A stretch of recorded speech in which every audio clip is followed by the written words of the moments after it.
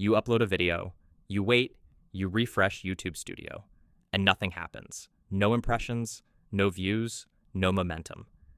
The worst part is that your videos used to get views, maybe not millions, but enough to know YouTube was actually showing your content to people. Then suddenly it feels like the algorithm just stopped recommending your videos altogether. So what happened? Did YouTube blacklist your channel? Did the algorithm decide it doesn't like you anymore?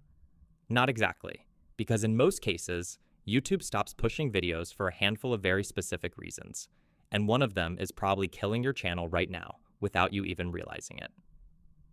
Let's start with the most common one: weak packaging. Most creators think a good thumbnail is enough. It's not.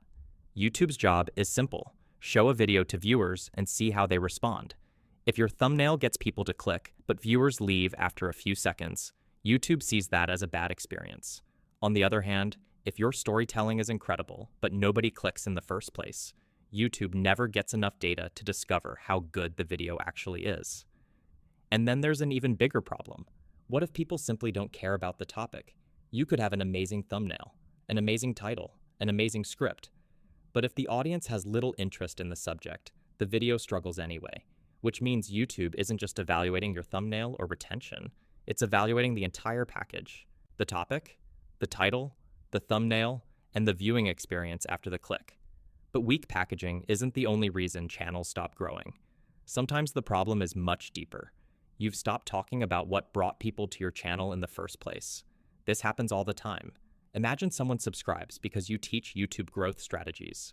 They love your breakdowns on retention, thumbnails, and channel growth. Then suddenly you start uploading videos about camera gear, productivity, gaming, or random internet trends. Those topics might still be good, but they're not the reason people subscribed. So when YouTube shows those videos to your existing audience, fewer people click, fewer people watch, and YouTube starts receiving weaker signals. Over time, the algorithm becomes less confident about who your content is actually for. And that confusion creates another major problem. Another reason your videos may stop getting pushed is that your titles and thumbnails are attracting the wrong audience.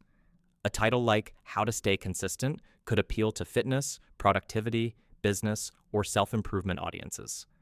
The problem is that if your channel is actually about YouTube growth, many of those people won't click. Over time, those missed clicks send weak signals to the algorithm. That's why your packaging shouldn't just be interesting. It should clearly tell YouTube and viewers exactly who the video is for. But even that isn't the biggest reason YouTube stops recommending videos. The real killer is viewer satisfaction. Every upload is a prediction. YouTube asks, if I show this video to viewers, will they enjoy it? If viewers click, watch, and engage, YouTube gains confidence. If they leave early or ignore your videos, that confidence drops. But there's one final reason that many creators overlook: adaptation. YouTube changes constantly.